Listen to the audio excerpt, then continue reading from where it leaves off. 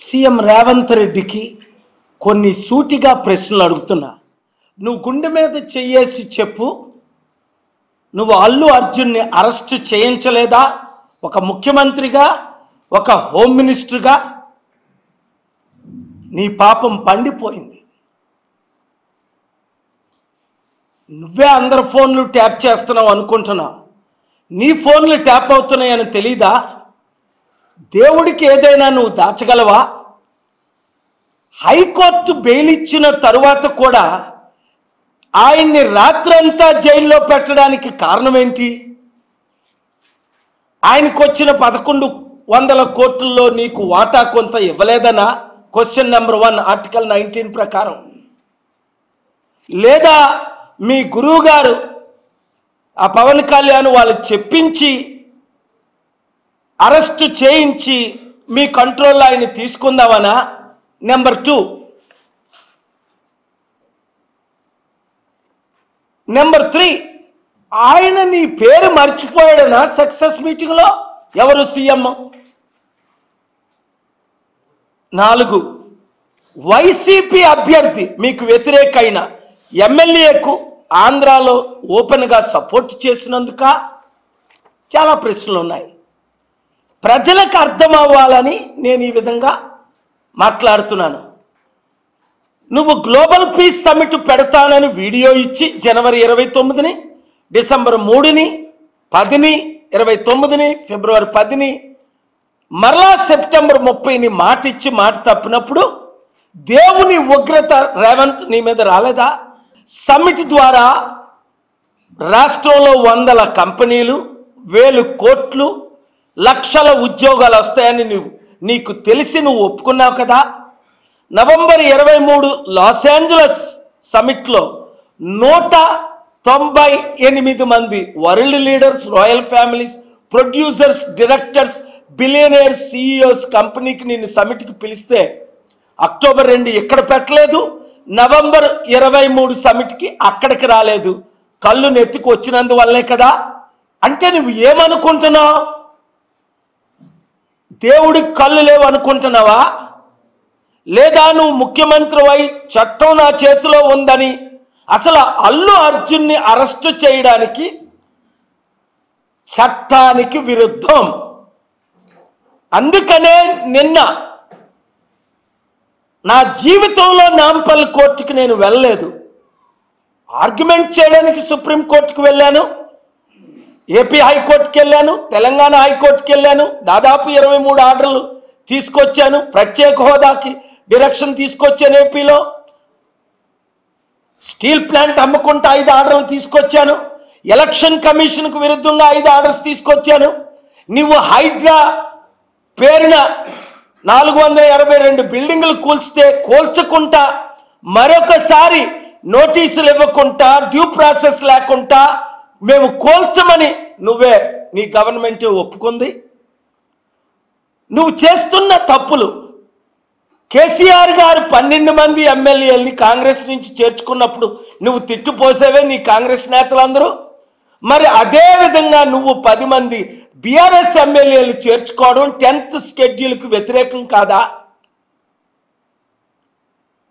బుద్ధున్న జడ్జిలు ఎవరు? బుద్ధి మాలిన పని చేయరు. 99% honourable justices are ruling according to the law, but there are dictators and warlords acting like lords, going against the constitution. 18, there are 18 political parties who are ready to support me now. 12 openly attended in the last 10 days while I was in Delhi, August 8th, and now even to impeach any judge who will go against the constitution. I will not, the law will not, the constitution will not. No one is above the law. అవకాశం ఇస్తున్నాను, arguments వినిపిస్తున్నాను. చట్టం మీ చేతిలో ఉందని ఇష్టం వచ్చినట్టు మీరు పనులు చేస్తే ఎస్పీ వినండి, మరొకసారి వార్నింగ్ ఇస్తున్నా. ఎంతమంది ఎస్పీలు, కలెక్టర్లు జైలుకి వెళ్ళలేదు? వైఎస్ రాజశేఖర రెడ్డి టైంలో వెళ్ళలేదా? ఇప్పుడు జగన్మోహన్ రెడ్డి చేసిన కొన్ని విషయాలకి ఇప్పుడు ఎస్పీలు కలెక్టర్లు జైలుకు వెళ్ళరా? పాలన ఎప్పుడు ఉండదు. కనుక ఒక వీడియో పంపించాను తమ్ముడు రేవంత్ రెడ్డి, ఇప్పుడే నీకు కాల్ చేశాను, నువ్వు ఫోన్ ఎత్తలా. నీకు జైపాల్ రెడ్డికి పరుషోత్తంకి అందరికీ వీడియో పంపించాను. కామెంట్స్ చదువు, 2000 కామెంట్స్. నేను దీనిని ఖండించిన 22 గంటల్లో ఆ ఒక్క వీడియోలో 11 లక్షల మంది చూశారు. దాదాపు 3 కోట్ల మంది 15 కోట్ల తెలుగు ప్రజల్లో చూశారు. నువ్వు అల్లు అర్జున్ని అరెస్ట్ చేయడం చట్టవిరుద్ధం, fundamental rights violation, human rights violation. Bail ఇవ్వకపోతే కోర్టులో ఆనరబుల్ జడ్జి ముందు నేను నిన్న మాట్లాడా. అల్లు అర్జున్ వింటుండగా ఇంటరప్ట్ చేశా. Your honour permit me to speak అని. ఎందుకు వెళ్ళాను? నువ్వు రైతులకు బేడీలు వేసినప్పుడు కేసీఆర్ గుర్తు రావట్లేదా? కేసీఆర్ని తిట్టేవే, రైతు బంధు చేస్తానన్నవే, 6 వాగ్దానాలు నెరవేరుస్తానన్నవే. ఇవన్నీ నెరవేర్చాలంటే డబ్బు అవసరం. నువ్వు జనవరి 30ని హైదరాబాద్ చారిటీ సిటీస్ లేదా హైదరాబాద్ సమిట్కు నువ్వు మద్దతు ఇవ్వకపోతే నువ్వు ముఖ్యమంత్రిగా ఈ సంవత్సరం వచ్చే సంవత్సరంలోనే ఉండవని నేను ఓపెన్గా ఛాలెంజ్ చేసి చెప్తున్నాను. ఎవరైతే రేవంత్ రెడ్డితో కాంగ్రెస్ పార్టీలో ఉంటారో వాళ్ళకి కాంగ్రెస్ పార్టీలో ఫ్యూచర్ లేకుండా చేస్తాం. అప్పుడు కేసీఆర్ అవినీతి చేసినప్పుడు, నన్ను సిరిసిల్లలో కొట్టించినప్పుడు నేను క్యాంపెయిన్ చేసి కేసీఆర్ మీద కేసులు వేసి ఆయన సెక్రటరియట్ ఓపెన్ చేయకుండా 5 సార్లు ఆర్గ్యుమెంట్స్ వినిపించలేదా?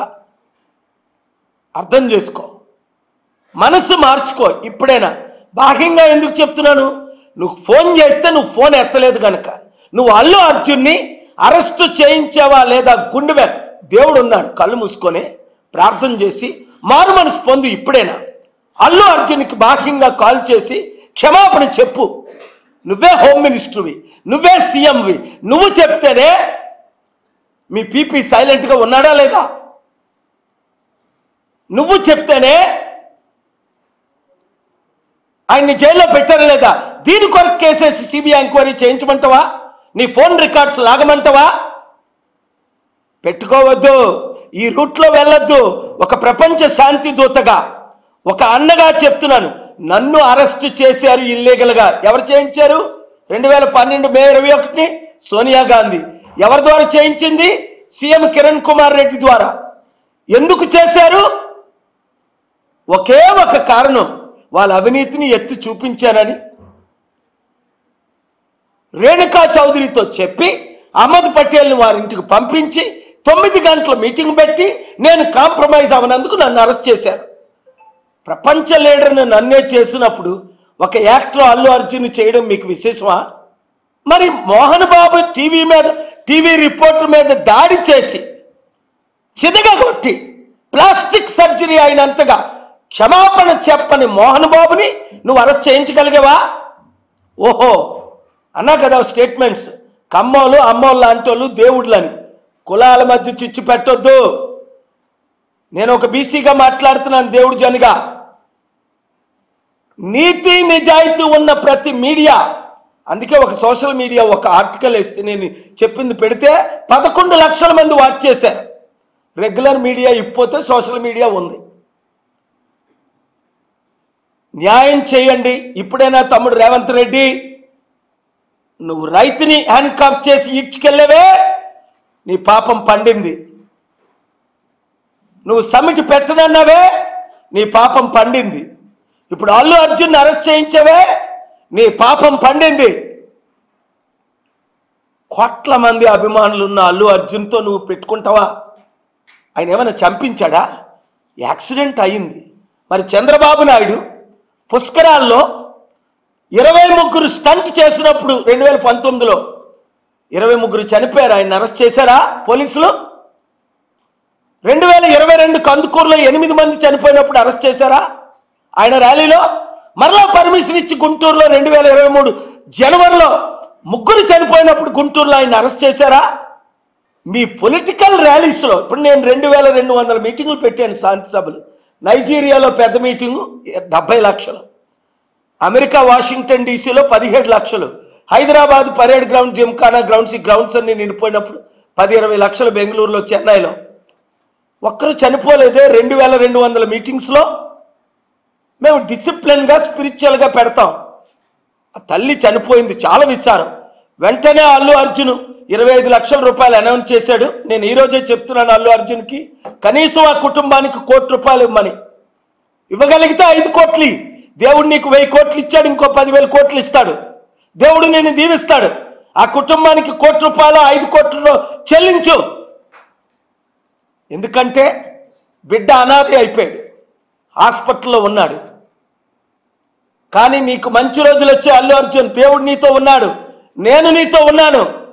24 గంటల్లో ఆయన రిలీజ్ చేయకపోతే హైకోర్టుకి వెళ్ళి నేనే ఆర్గ్యూ చేసి పబ్లిక్ ఇంట్రెస్ట్ లిటిగేషన్, ఆయన పబ్లిక్ ప్రాపర్టీ కనుక, ఎందుకంటే సాటర్డే సండే వేయడానికి లేదని ఛాలెంజ్ చేశా మీడియాలో. వెంటనే నీకు బెయిల్ ఇచ్చారు. ప్రజలు నీతో ఉన్నారు, నీ ఫ్యాన్స్ నీతో ఉన్నారు, నువ్వు న్యాయం చేయి. God bless you. నేను సిబిఐ ఎంక్వైరీ చేసి ఆధారాలన్నీ లాగుతా, ఆయన ఫోన్ రికార్డులన్నీ లాగుతా, ఆయన ఎవరెవరితో మాట్లాడారో లాగుతా, ఆయన ఏం చేయించారో లాగుతా. మర్చిపోకండి, నేను ఒక శాంతి దూతనని, దేవుడితో నేను మాట్లాడతానని మర్చిపోకండి. కేసీఆర్ మే 2, కేసీఆర్ కొడుకు కేటీఆర్ 2022 మే 2ని నన్ను సిరిసిల్లలో కొట్టించకపోతే ఆయనే ఈరోజు ముఖ్యమంత్రి ఉన్ను. రేవంత్ రెడ్డికి 0 ఛాన్స్, కాంగ్రెస్ పార్టీకి 0 ఛాన్స్. మీరు గుర్తించండి, 2022లో 150 మంది వార్డు మెంబర్లు కంటెస్ట్ చేస్తే ఒకరే గెలిచారు. 2023, 2022 డిపాజిట్ కూడా రాలేదు కాంగ్రెస్ మునుగోడులో. బై ఎలక్షన్లో 3,20,000 మంది ఓట్లేస్తే 12,000 మంది 3,00,000 ఓట్లు వచ్చాయి కాంగ్రెస్కి. 21, 22, 23 మర్చిపోకండి. బాబు మోహన్ ఇక్కడే వచ్చి పార్టీలో జాయిన్ అవడం మీరు చూశారు. వరంగల్లో సీట్ ఇమ్మని అడిగారు. రేవంత్ రెడ్డి తమ్ముడు, వద్దు సార్ మీరు కంటెస్ట్ చేయకండి, మాకు మద్దతు ఇమ్మని అన్నాడు. ఎప్పుడు? డిసెంబర్ 13, జనవరి 29, ఫిబ్రవరి 10, మార్చి. అందుకని మేము కంటెస్ట్ చేయకుండా కాంగ్రెస్కి మద్దతు ఇచ్చాను. ఒక్క సీటు ఎంపీని నిలబెట్టుకుంటా. ఇప్పుడు అవసరమైతే సర్పంచులకు కూడా మేము గెలిపించి తీరుతాం. కాంగ్రెస్ను నమ్మకండి, బీఆర్ఎస్ని ఎలాగా నమ్మట్లేదు, బీజేపీ ఇక్కడ లేదు. మీకు అవకాశం ఇస్తే మీరు ఏం చేయాలి? ప్రజాపాలన ఇది, దుష్టుల పాలన, అవినీతి పాలన, అక్రమ పాలన.